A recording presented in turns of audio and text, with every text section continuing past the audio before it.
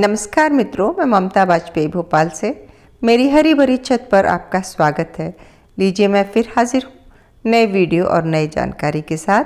आप देख रहे हैं इंडियन टेरेस गार्डनिंग आर्ट और देख रहे हैं गर्मियों की सब्जियों की तैयारी, यानी कि मिट्टी तैयार हो रही है। जहाँ तक पौध की बात है तो मैंने पिछले वीडियोज़ में बताया था, मैं कुछ पौध नर्सरी से ले आई हूँ और कुछ बीज मैंने डाल दिए हैं जो अंकुरित हो गए हैं। और तब तक पौध तैयार हो रही, तब तक हमने ये ड्रम तैयार करवा ले रहे हैं। और हाँ, आप लोग हमेशा पूछते हैं कि इतना बड़ा बगीचा कैसे संभालते हैं। तो देखिए, हमें हेल्प की ज़रूरत पड़ती है। जब बहुत सारी मिट्टी नीचे निकालना हो, ड्रम को फिर से भरना हो, तो हम किसी एक दिन कोई एक हेल्पर लगा लेते हैं और जिससे हमें बड़ी सुविधा हो जाती है। तो देखिए, मिट्टी सारी पलट गई है, धूप लग गई है और इसको स्टरलाइज करवा लिया है। और अब हम इसमें सूखे पत्ते मिला रहे हैं। ये हम अक्सर करते हैं। ये मैं इसलिए करती हूँ कि मैं आसान गार्डनिंग में विश्वास करती हूँ। आसपास मेरे ये मुझे फ्री में मिल जाते हैं और बहुत आसानी से, जो इजीली अवेलेबल हो उस पर ही हमें काम करना चाहिए, क्योंकि उसे हम कर पाएंगे। आर्टिफिशियली हम हर चीज़ अगर मार्केट से मंगाएंगे तो वो सब्जी हम ज़्यादा दिन नहीं उगा पाएंगे, वो टेरेस गार्डनिंग हम बहुत दिन नहीं कर पाएंगे।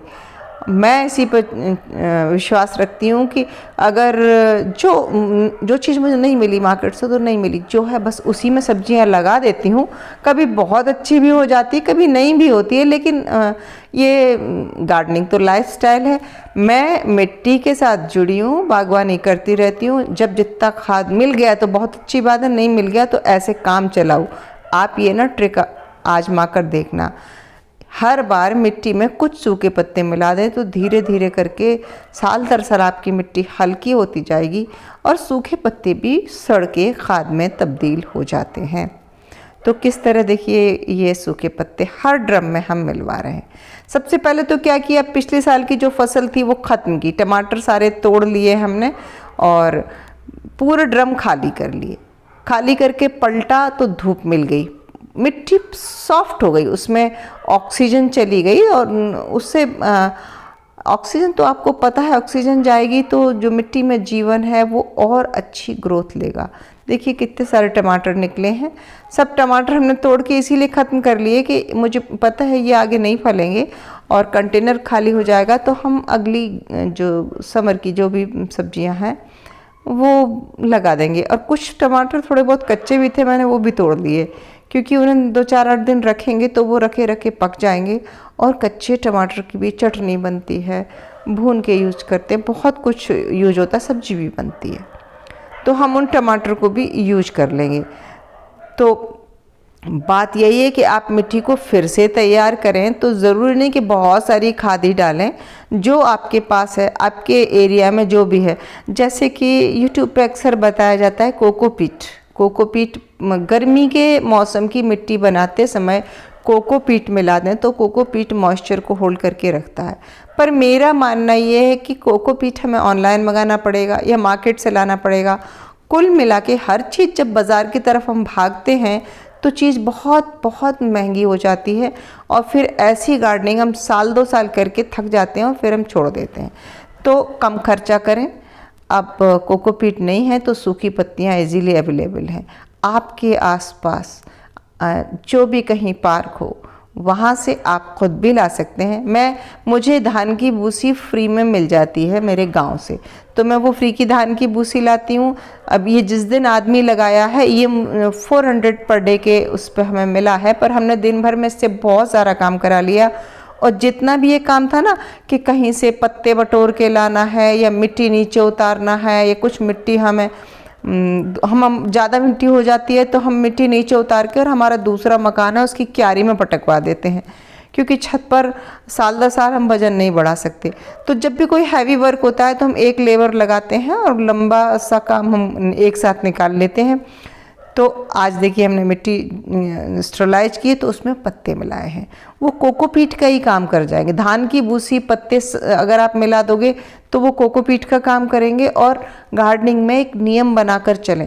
आप किसी महानगर में रह रहे हैं तो मैं नहीं कह सकती, पर अगर थोड़े भी आप ऐसे शहर में हैं तो आप ये ध्यान रखें कि आप कार से कहीं भी जाएं, एक बोरी रखें और थोड़ी बहुत मेहनत आप करें, बच्चे परिवार सहित मिलके करें। मैं तो करती हूँ। सूखे पत्ते, हरे पत्ते, और जब भी आपके आसपास पेड़ हो उनकी कटिंग हो तो हरी डालियाँ ऐसी किसी छत पर उठा लाएं, एक कोने में रख दें, उनकी पत्तियां झड़ जाएंगी। टहनियाँ उठा के एक कोने में टिका दें, पतली टहनियाँ अभी ड्रम के नीचे दबा दें या गमले के नीचे रख दें, वो पत्तियां आप मिट्टी में मिला दें पूरी। देखिए एक तसला भर के टमाटर आए। और देखिए कुछ और काम चल रहा है। अडेनियम पर डिटेल वीडियो तो अभी आएगा, मैं रिकॉर्ड करती जा रही हूँ और मैं बनाऊँगी। लेकिन हाँ, ये समय आ गया है जब इनकी रीपॉटिंग, कटिंग वटिंग सब होना है। तो अभी तो मैं रीपॉटिंग की तैयारी कर रही हूँ। इनकी मिट्टी झड़ा ली है हमने, और मिट्टी झड़ाने के बाद साफ पानी से धो लिया है। और ये अब देखिए आपको पानी का कलर दिख रहा होगा, तो जो हमारा फंगीसाइड होता है उसके पानी में इसको हम डुबो के, और अभी हम इसको एक दिन के लिए तो धूप में ही छोड़ दे रहे हैं ताकि जड़ें अच्छे से ड्राई हो जाएं। उसके बाद हम इन्हें उसमें रखेंगे, स्टोर रूम में छाया में रखेंगे। और रखेंगे कुछ दिन, कम से कम 1 हफ्ते तो रखेंगे। और देखूंगी थोड़ा सा इनको डिहाइड्रेटेड करना, स्ट्रेस में आ जाएंगे ये तो उसके बाद देखिए इसमें एक में सड़न हुई है। कितनी केयर करती हूँ मैं, उसके बावजूद भी हर साल 1 या 2 अडेनियम मर जाते हैं। आप लोग मुझसे प्रश्न करते हैं तो देखिए आप, एक जैसी मिट्टी है, एक जैसे गमले हैं, किसी गमले में कहीं कोई कारण रहा तो इस तरह ये सड़ा और ये खुद ही हील भी हो गया। ये पुराना है और इसका जो कालापन मैं झड़ा के बता रही हूँ, पर ये पौधा जैसे इसमें 2 टांगें जैसी निकली, ऐसे ये तीसरी भी रही होगी। और फिर इसमें सड़न से ये पूरा एक लंबा खत्म हो गया, लेकिन अभी इसको खतरा नहीं है। तो मैं इसको भी अच्छे से धो के फंगीसाइड लगा के और फिर मैं इसको रख दूंगी धूप में।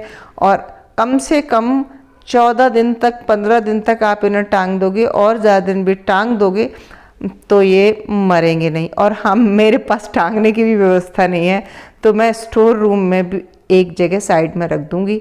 हाँ, मैं ये ज़रूर करूँगी कि इसके चारों तरफ हवा लगना चाहिए, तो मैं बीच बीच में पलट के बार बार पलट दूंगी ताकि इसमें कहीं सड़न हो या ना हो। इनको नहलाना धुलाना, साफ़ करना, इतना मेहनत का काम हो गया, थक गई मैं, बहुत सारा काम हुआ।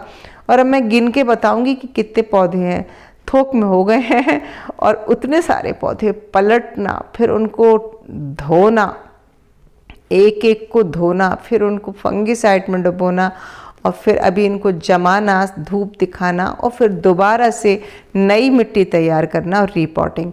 तो अडेनियम को लेके मैं सब कुछ साझा करूँगी। मिट्टी तैयार हो रही है और मैं आपको बता दूँगी कि क्या क्या डला है उसमें।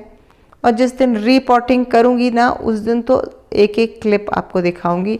अभी जो जो काम हो रहा है वो मैं बीच में भी साझा करती जा रही हूँ, और ये सब चीज़ें मैं लास्ट में भी बताऊँगी।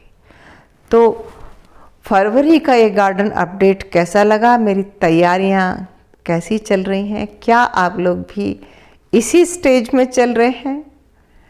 अच्छा लगा हो वीडियो तो लाइक करें, शेयर करें, सब्सक्राइब तो मुझे कर ही लें। मिलते हैं अगले वीडियो में, तब तक के लिए नमस्कार।